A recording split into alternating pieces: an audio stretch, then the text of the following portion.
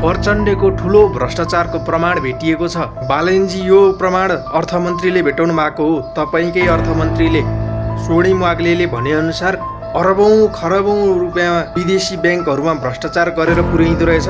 अहिले यहाँ नेपालमा पनि लुकाएको रहन्छ, छानबिन भयो भने छिटै पक्रिन्छ भनेर अमेरिकी कम्पनी र विदेशी कम्पनीहरूद्वारा नेपाली ब्याङ्कबाट लोन लिँदै पैसा बाहिर पठाउँदै भ्रष्टाचार गर्दै गरिरहेका रहेछन्। पहिलाका सबै नेताहरूले सरकारमा भएकोदेखि लिएर अदालतमा भएकासम्म सबैले, अख्तियार आयोग पनि सबै मिलेर मिलिजुली खाएका रहेछन्। अनि विदेशी कम्पनीले भ्रष्टाचार गर्यो भनेर कारबाही गरे जस्तो गर्नलाई 55 करोड उनीहरूलाई घुस खुवाउने अनि 1 करोड चाहिँ फाइन लगाउने, ताकि पछि छानबिन भयो भनेदेखि आफूलाई नसमातोस्। यस्तो मूर्ख वाहियात काम गरेर बसिरहेका छन्। अझै राष्ट्रभक्तिको नारा लाउँदै बसिरहेछन् यी पागलहरू। तिमीहरूको मर्ने बेला त भयो, मर्न चाहिँ मर्नु, तर त्यो सब भ्रष्टाचारको पैसा फिर्ता नगरिकन चाहिँ नमर्नु है। नर्कमा पनि ठाउँ नपाउला फेरि।